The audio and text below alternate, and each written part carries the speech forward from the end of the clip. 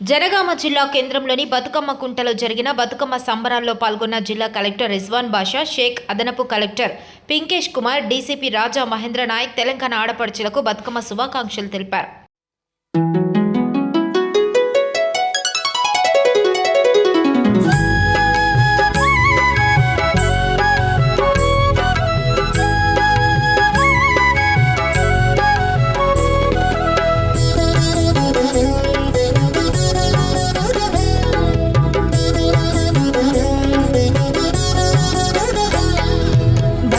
బతుకమ్మ ఉయ్యాలో బంగారు బతుకమ్మ ఉయ్యాలో,